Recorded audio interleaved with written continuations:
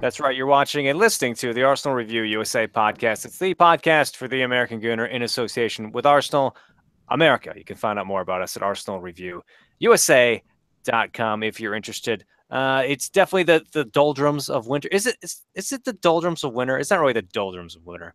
It's like this the crush of winter. The first part of winter where it seems like all of Arsenal's most boxed in, stuffiest, most congested opponents all converge into like 2 weeks' time. So obviously Arsenal has had a couple difficult games now. They made it out with a win over Newcastle, just barely, although I'd wager that maybe Newcastle really didn't have too much to offer. So wasn't too much. Yeah. Too much. A lot of people were saying that game had 1-1 written all over it. I don't think Newcastle offered enough for 1-1 to be written on anything related to them. But Arsenal made it through. It seems to me like one thing I want to talk about in this podcast, obviously the game before that, was the West Ham 0-0, who we West Ham play again in like a day from when you're listening to this. One thing I want to talk about is as Arsenal is they're getting into the very conservative fixture congestion double game week, or that is, 2 Premiership games in 1 week, run of fixtures. And they're getting into the real conservative tactic they have of really hedging their bets in the first game, I feel like. They do this. Maybe they don't do this a lot, but certainly the effort that they put in makes it seem like they're doing this a lot. The first game that they always play seems to be, it's like a little bit of a weaker lineup. The team's like, they've almost got that eye on that second fixture in a couple days' time. So they're conserving their energy. It seems like Arsene Wenger's conserving his squad somewhat. We saw that a little bit against West Ham. And it usually comes back to bite us in both games, I feel like. Like I'd really love them to just to blow their wad, as it were, in the first game and then lose the second game. I mean, not all the time, but I feel like what you're risking there is maybe going a little bit for broke, getting a little tired in the first game. But, worst case scenario, you win the first game by a lot because you're trying really hard. You've got a good lineup. And then, hey, you ride that momentum into the second game. And the other way around is we usually lose the first game or we tie it very disappointingly. And then we lose the second or tie the second game, draw the second game. But just eke it through both games and no one feels good. No one feels good. I mean, first of all, did you feel good after the Newcastle one? Well, it's always nice to win a game, but I agree with you on this idea that I think we need to be fielding our strongest lineup at the time in these particular Premier League matches. 7 of them, I think, which exist in the month of December. I mean, because if you think about it, we go to West Ham, I believe it is, here in a matter of 24 hours. If you're watching this live, or if you're listening to this podcast, we may have already played them and know the result. Is it away? Yes, I believe it is. I'm sorry, you're talking about tomorrow? That's actually it's at the Emirates. So excuse me on that. I would have liked to see a stronger lineup against West Ham because obviously they had the 0-0 there, and then eked by with a fantastic goal, obviously from Mesut Ozil to get the 1-0 against Newcastle. But what goal does that remind you of? Any particular goal? Does it? It does to Arsenal goal? No, it's a non-Arsenal goal that I'm thinking of. Oh, it seemed like the exact same, maybe not distance and maybe not occasion, but when Zinedine Zidane scored in the Champions League final. Very similar dip to it. Yeah, very. His was a little higher, and he roofed his. But anyway, sorry. Yeah, I mean, at the time of being able to pick the lineups in these particular matches, this against West Ham and Newcastle in particular, Arsene Wenger probably would have known, or we would have drawn West Ham at home in the Carabao Cup, and we would have known that maybe we could put a little bit weaker side out in that particular fixture rather than in the first Premier League fixture. I guess, understandably so. If you're looking at the table, we all know that we're playing for second place at this point. I think Man City's pretty much got it wrapped up. It's unbelievable that we say that with still 3 or 4 Premier League games left in the calendar year of 2017. Yeah. But for all intensive purposes, we're all playing, or at least Arsenal fans and Arsenal players hopefully are playing to at least give them one loss in the next time we play them, or hoping that another team will give them one loss so they don't go the I was season gonna say, unbeaten. at what point do we start worrying about that? You know, Well, I think like we worry now. about it now because they're just absolutely just Yeah, steamrolling people. 17-1-0 is pretty impressive. I mean, Arsenal did it with yeah, 12 draws on the season, only 26 wins.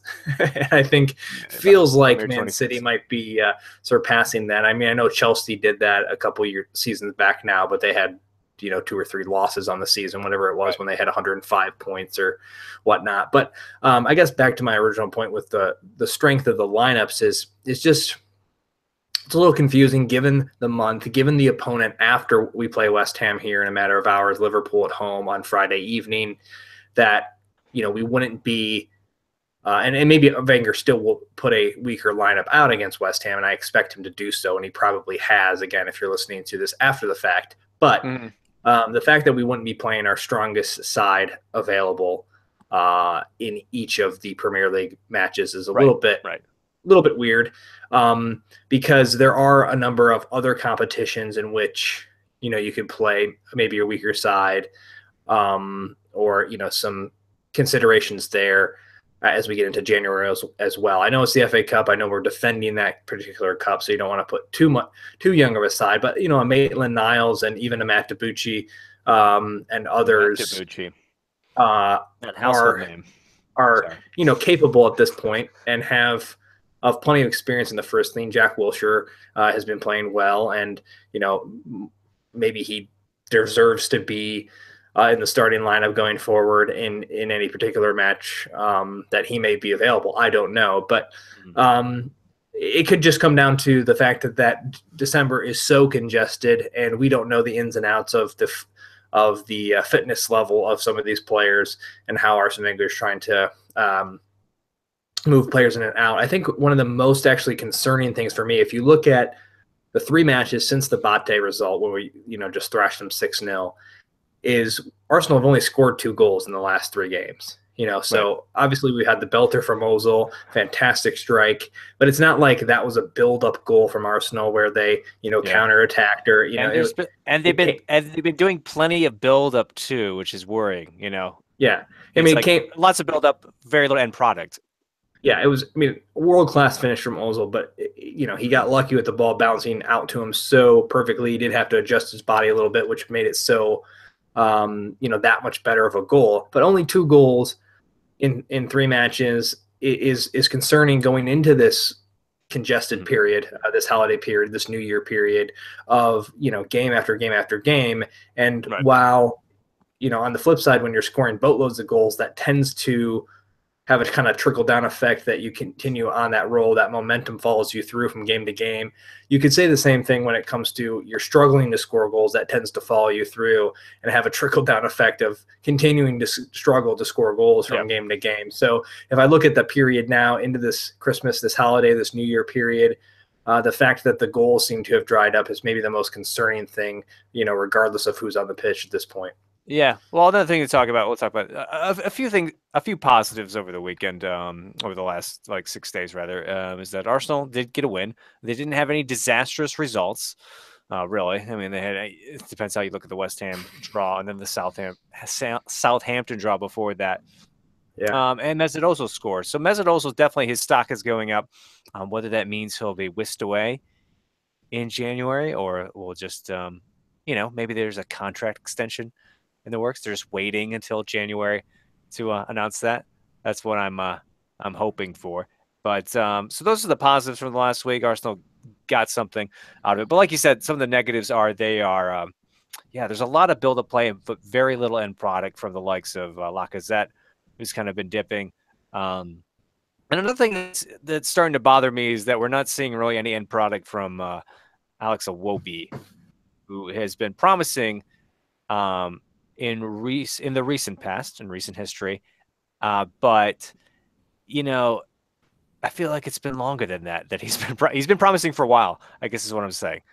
And because he's been around for how many seasons now, where he's really every season that he's been in the Arsenal squad, he's Yeah. had a decent run of fixtures, even if they're Yeah. not, steady back-to-back fixtures. He's had a decent run of fixtures, and he seems just to be adding to the massive and it's still a massive pile at Arsenal. The massive pile of midfielders who can play in and around the box, can play great passes, can interchange with one another pretty quickly, but just will not shoot, will not ask any questions, real questions of the defense. I think we've seen. Well, you just talked about Man City there. You've seen the contrast between Arsenal and another team that has a ton of midfielders who are similar in like their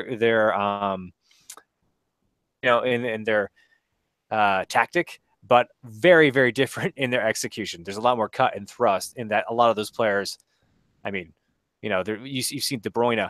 He can hit any pass just as well or better than Jack Wilshere or Alex Iwobi.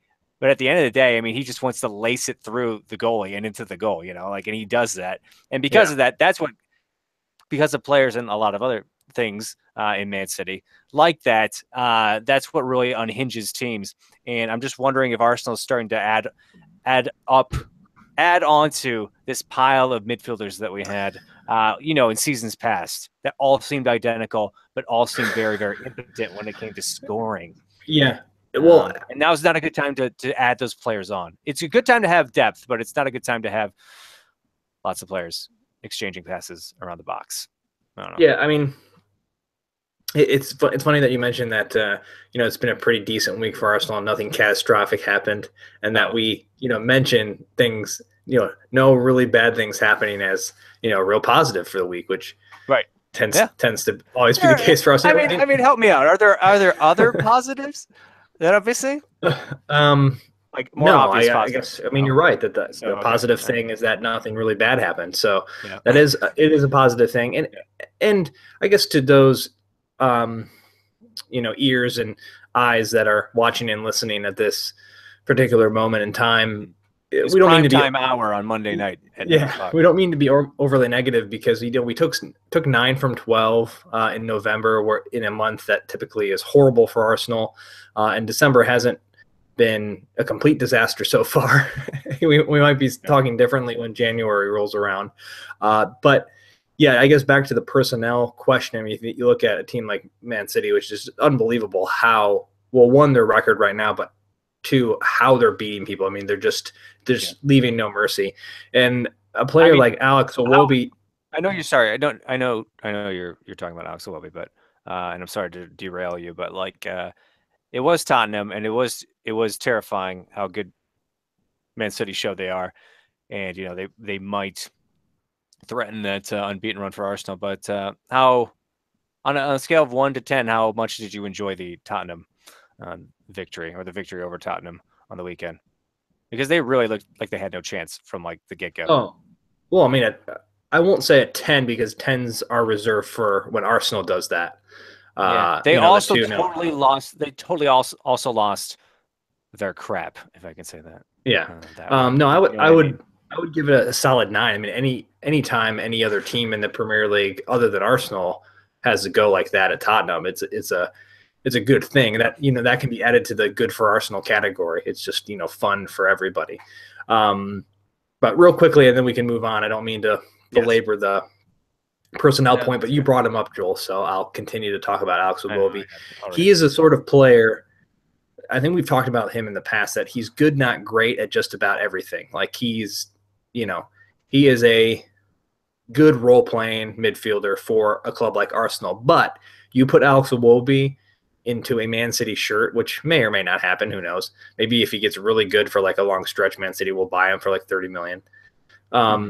They would lock him away in the dungeon somewhere and never let him out because he would never see the pitch for them, because that's the difference between the role players and the starters at a club like Man City compared to Arsenal. Now, I'm not saying that Arsenal's midfield is really collectively all that much worse than Man City's, but the contrast and the comparison between how Man City is playing and the build-up play that particular player, probably, I mean, De Bruyne kind of tips the scales quite a bit right now for City over anyone else. Well, Man City's all execution. I mean, Arsenal is a lot of those players you just mentioned. There's zero execution for Arsenal right now.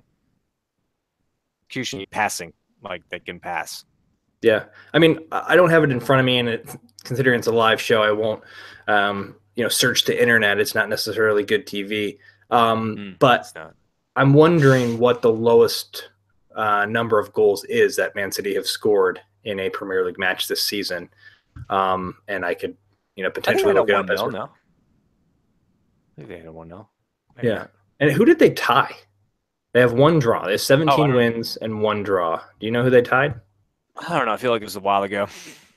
It doesn't matter. It is really depressing. It is really frustrating. Well, I mean, good for them. They're showing everyone how it's done. We won't talk about much more. I promise everybody out there. But Yeah, it's too bad it it's is Pep interesting too. to see that it is interesting to see that they have a very similar philosophy. They always have. Pep Guardiola always has, especially when it comes to nowadays with just the plethora of midfield players and options that he likes to give himself. Just kind of the overrun and pile on midfield. And Arsene Wenger's been doing that for a while, but he's just been doing it with players who just they're never gonna. Well, I'm not gonna say never gonna, but they haven't shown. Well, they haven't in glimpses. They've shown the potential to get to the levels of the likes of De Bruyne and other players like that throughout, on other teams and throughout other leagues. But they just never delivered consistently. You saw that one good game from Jack Wilshere. I think it was like 2 years ago, 3 years ago, maybe, against Man City, where he scored. Alexis scored the first, and then Wilshere scored the second. Yeah. That's it. Then he's gone. He's either injured or he just has a dry spell where he can't deliver like that, consistently. And you wonder who it is that's going to break the mold for Arsenal. Some thought Aaron Ramsey a few years ago when he started scoring like crazy and showed that he really had a lot of attacking and scoring impetus. Some thought it was Alexis, which it definitely has been for a while because he's still that wild card that throws, that kind of throws oppositions off when they get used to all the other like-minded Arsenal players. But he's probably going to go. So yeah, it remains to be seen where that wild card, that new secret weapon, if you will, comes from. Yeah, I'll say this real quick, and we can move on about talking about how great Man City is. But traditionally speaking, if you look at the stats, and I think it would really back it up, and because it's certainly been true with Arsenal, is that any year that Arsenal has really, I won't say challenged for the title because they didn't really challenge for the title except for 2 years ago, when Leicester won it. But the times when Arsenal has been, I guess, more competitive, from beginning to end of a season or in, various competitions, and scoring, they didn't have very many scoring droughts throughout the season, is that they did have a double-digit goal scorer from somewhere in the midfield. So it has been Ramsey in the past. You think about Cesc Fabregas, had a couple, quite a few seasons, handful of seasons, 10, 15 goals. Theo Walcott even playing out on the wing. Samir Nasri had a couple seasons of 10 plus goals, before, of course, he went to City. Like the better teams, you're going to have goal scoring output from one or two players in your midfield, and it's not going to be all left up to your front line, where it has been in seasons past where Alexis has to, account for some obscene amount of goals or obscene amount of goals and assists. I think it was last season, right? Upwards of like 50% or 45% or something of the goals and assists. Alexis had his hand in or foot in for that matter. And you're just right now, unfortunately, you're just not seeing the types of the goal output from Arsenal from somewhere in the midfield. Ramsey scores on occasion, and when he does score on occasion, they tend to be really big goals. But yeah, I guess to your point, even Jack Wilshere will go through a stretch of, scoring multiple goals in a game and having a good run of form, but he just can't stay healthy enough to sustain that sort of thing. And, this might all sound really negative, but I think to cap it all off is that you think about a really busy time in Arsenal's schedule right now, and the fact that those goals have dried up as we lead into this very busy time in the season, and probably the busiest time in the season in terms of the chunk of time that Arsenal have between matches. And when you're struggling to score goals anywhere on the pitch, you're going to be looking for goals from somewhere, not just your forwards or your traditional resources in that department. So, if an Aaron Ramsey or a Xhaka or someone playing in the midfield can step up and score some goals, if not some winners, kind of like the Mesut Ozil, he doesn't score a lot of goals behind the ball and scored a beauty, and we walked away with that Newcastle from that Newcastle game with 3 points. So those are the sorts of players that we need scoring and filling in those gaps as we move forward, because obviously, as we've seen, Alexis and Lacazette drew, but because he does score quite a bit when he comes in. But our main 2 goal scoring threats as of late are in a little bit of a slump, and you need that midfield to step up, or some of those other players that don't score very often. Yeah, it always has for Arsenal. I mean, the times, like you said, they made a push, or times, especially the times they won, they had Perez, they had Youngberg, they had a number, Ray Parler. They always had some midfielder making a run. Yeah, there was a season where Gilberto scored 10 goals. I think. Yeah, I think it was like the 2006-07 season. Oh, was it really? Okay. No, that sounds about right. He still had a strong run back then. Okay. So anyway, yeah, point taken about the midfielders. It's kind of, yeah, it contributes a lot to the drop off we're seeing, I think, in goal scoring here, that they're not getting involved as they should be. And that includes Alexis, because he hasn't, well, when's the last time he scored? It's not that long ago, but still, it's well, in Alexis years, it has been in Alexis or dog years. Right. It seems like a long time. It hasn't actually been. But yeah, it seems like a long time. Yeah, when Alexis doesn't score, it is like, it's not scoring in dog years for him as compared to to human years, which is fitting, because right. So 7-1, 6-1. Well, yeah, I think we're expecting, or we're hoping for, a weak lineup against the West Ham coming up here. What then? Do you want to do predictions? What are you predicting for West Ham? I think both of them are at home, West Ham and Liverpool. Correct. So West Ham at home in the Carabao Cup. I'll say Arsenal win 2-1. Yeah, I think it's going to be tight, because I think they will and they should. I'm just writing this down. They will and they should feel a not so strong lineup. They go to extra time, right? They don't do replays anymore in this first cup. Yeah. Yeah, I'm gonna say it's gonna be 2-1. It's gonna be 2-1. Either it's gonna be like a 2-1 West Ham or 2-1 Arsenal. I don't see it being anything different. Okay, so for Liverpool, I'm gonna say 2-2 is such a cliche Arsenal Liverpool scoreline, but 4-4. Do we lose? Arshavin? 3-2 Arsenal win. Oh, that's what I was going to say that. I'll say, because Liverpool aren't that good. I mean, they show they can be offensively, but they always have a blow up game in them. Or if they score a lot, then they've got a game where they let the other team score more. Okay, I think so. A Friday night. Well, this might be Arsenal's first Friday night fixture in quite some time. So Friday night lights for Arsenal. Yeah, I'll pretend like the team will be really up for it, and I'll do one less goal for Liverpool. I'll say 3-1. What? Yeah. Why not? We beat Tottenham 2-0. Okay, so we all have wins, right? Yeah. So I can make. Okay, Arsenal wins for all this. Yeah. Do you have anything from our last go round in terms of patrons? Yeah. Patron Laird had a 3-1 for West Ham, so no dice there. Newcastle, he had 3-1, so he grabs a point. That's Edgar, 3-1, and then West Ham he had 2-0. So Edgar grabs a point, Laird grabs a point for Newcastle, and then both. Let's see here. Both of them have 2-1 predictions for the West Ham match coming up here, probably very soon.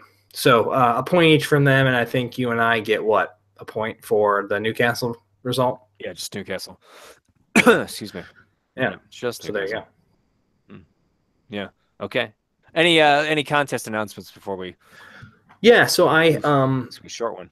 last podcast, I just made the suggestion that we wanted to hear your thoughts on the defensive setup. You know, if you thought Arsene Wenger, or just in general, if you thought it was going to be a good idea to stick with that back three, and perhaps move back to something more traditional like four in the back, given some of our defensive woes. In away from home in particular, the fact that we had given up early goals like we did against Southampton in like 44% of our matches or something away from home in the league in 2017. Well, everyone thought that was a stupid idea, I guess, because no one emailed us. We do get quite a bit of participation in like the trivia questions and stuff, but apparently no one wanted to write any sort of novel on the back three. So I'm going to assume that everyone loves it and doesn't want to see anything changed, because going down early and 44% of our fixtures away from home is completely acceptable. Anyhow, what we'll do is we'll just over the holiday period here, it's probably too late for our sponsors to get something out to get there by Christmas, but for the new year and everything, we'll just give away some stuff online as we all take some time off, and we're tweeting and doing things during the matches. Just keep your eyes open for some basic trivia or little giveaways online, and we'll give some scarves and t-shirts away and all that over the next week or so.